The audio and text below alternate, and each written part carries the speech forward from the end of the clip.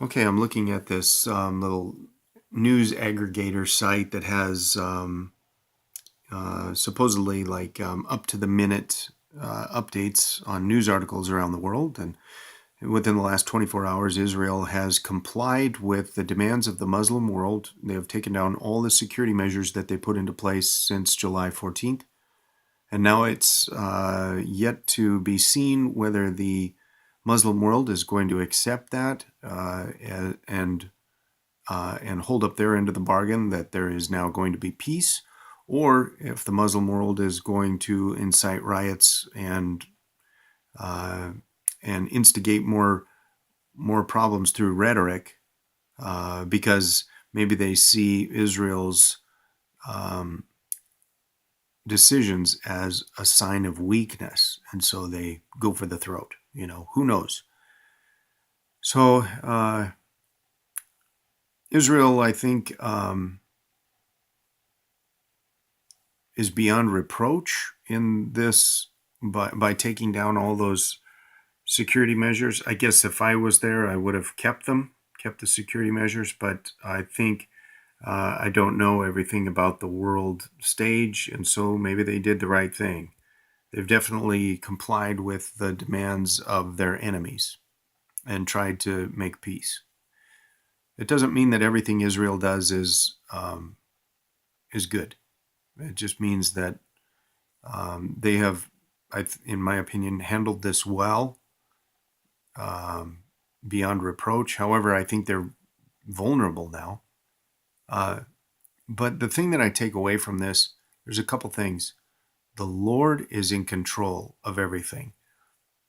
These people and these sides, uh, everything that they do is basically motivated by worldly um, wisdom, not by God's wisdom, by worldly wisdom.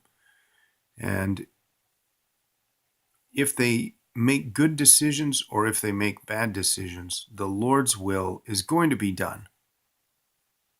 And so I think for myself, it's not right for me to side with Israel or side with Palestinians.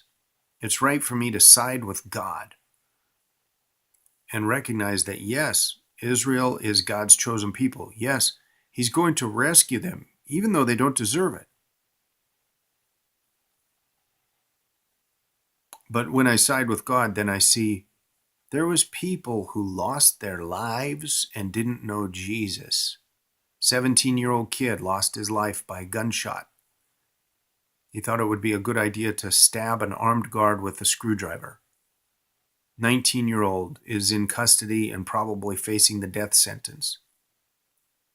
He killed a 70-year-old man and a 30-year-old woman and maybe someone else.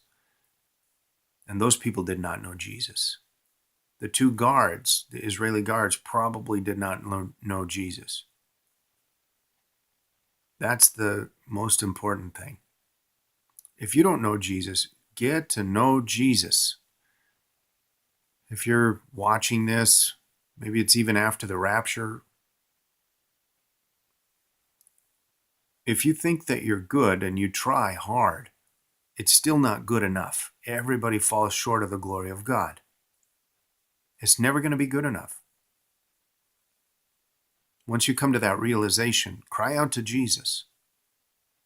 But maybe you're on the opposite side of that spectrum. Maybe you think, I've done so many terrible things. I even knew they were wrong. I knew they were evil and wicked. The things I've done to people cannot be undone. I've been very evil. Jesus will still forgive you. Maybe you can't forgive yourself, but you can still cry out to Jesus and throw yourself at His mercy. For most of us in the world, I think we fall somewhere in that spectrum. But every single person shares the same